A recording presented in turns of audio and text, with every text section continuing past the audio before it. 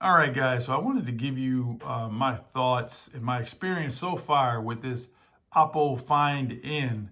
And before we jump in to the end, make sure you hit that subscribe button, share the video, hit the like button, do all the things to support the channel. Really appreciate it.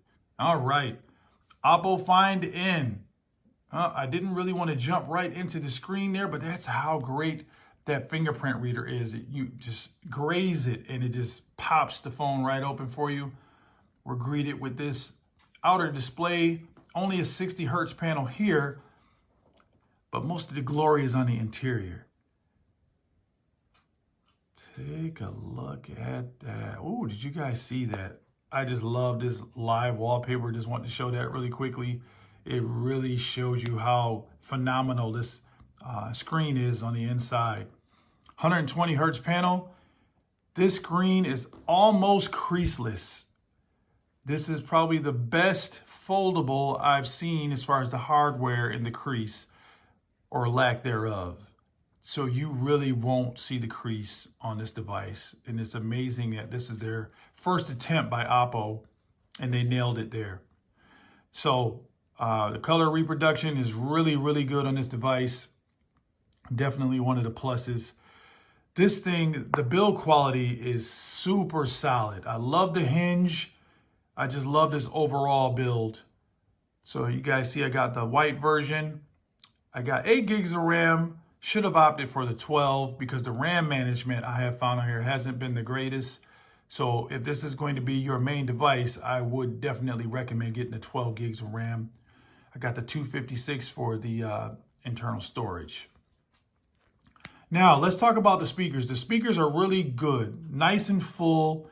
And I've actually paired this up to my car via Bluetooth, running my Apple Music, and it sounds really, really good.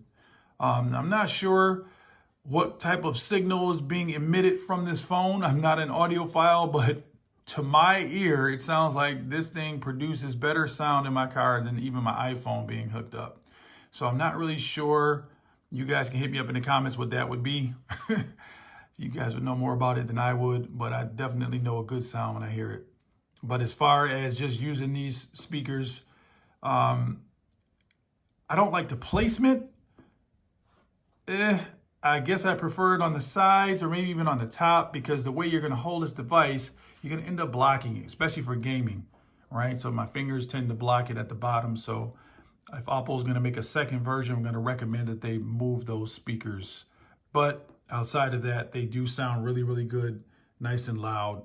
Oh, and even when you put it in laptop mode, this is probably where you find the biggest hindrance is that the speakers are only going to fire from one side. So maybe they're already working on that for the next version. Now, let's talk about the haptics. The haptics are incredible on this phone.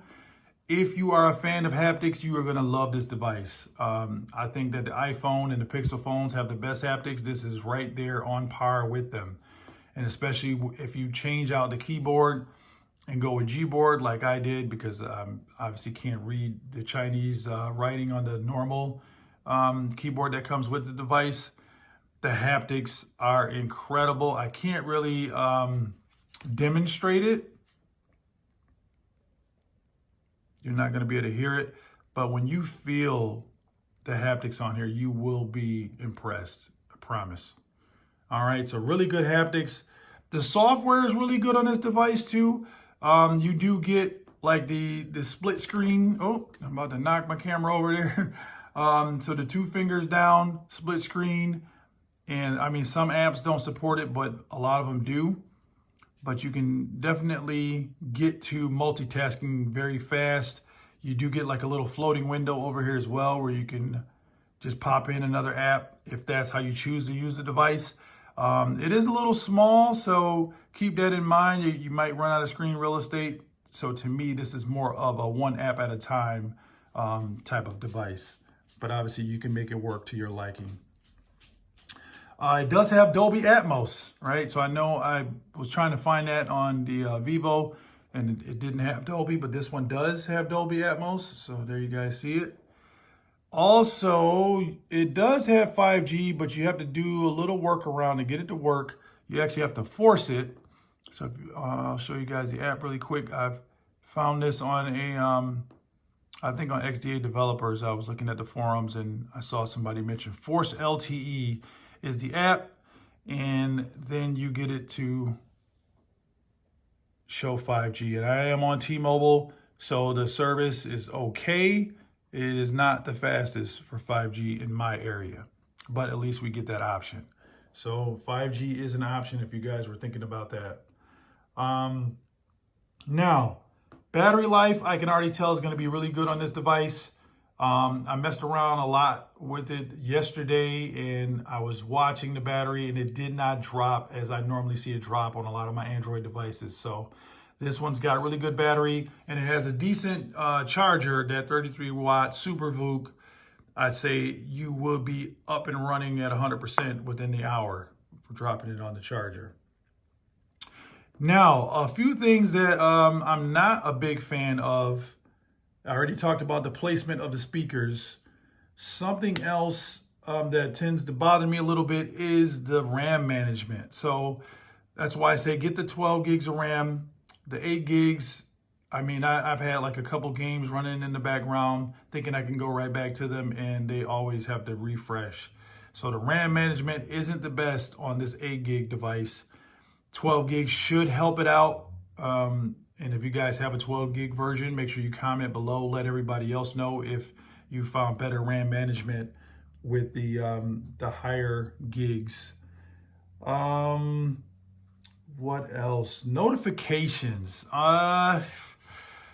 And I guess this is going to be the theme for any Chinese ROM phone. There's going to be a lot of hoops to jump through, a lot of obstacles to overcome to get notifications to work properly, to get other apps to work properly that should give you notifications, such as Google Messenger. I've still haven't been successful to get that to run properly, to receive incoming notifications for incoming messages. My Instagram seems to work pretty good for messaging.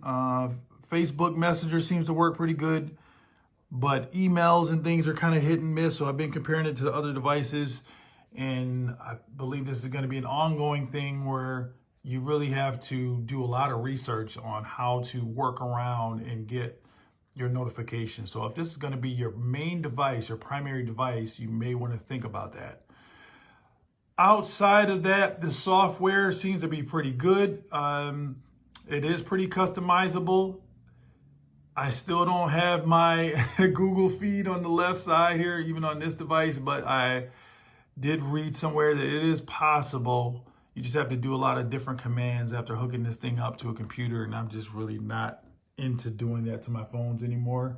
I want it to be a simple process, but it doesn't appear to be. But the build quality, the creaseless screen, the colors that pop, the processing power. This is the Snapdragon 888. It flies through tasks. I haven't seen it lag out one time. Decent camera. I'm not a photographer, like I always tell you guys, but I took some decent photos with it. So it's definitely passable. It's going to be better than that potato camera on the Surface Duo. A really good outside usable display. It's only 60 hertz panel on the outside, but very usable because of the width, the added screen real estate, and that's huge. So this is a really solid device. I really don't have many gripes about this device, but I will say I expected it to be a little larger than it actually is, especially when you open it up. I wanted it to be small and compact here to use the outside display one-handed, but opening it up, it doesn't give you a huge panel like we've seen on other devices like a Vivo or like the Fold 3. So keep that in mind. This, to me, won't replace your tablet, but it could replace your primary phone because you do have that usable outside display. And if you can, or if you have the the endurance to work through getting the notifications to come through properly, this could easily replace whatever device you're using currently. All right, those are my early thoughts. Hit me up in the comments. Until the next one, peace.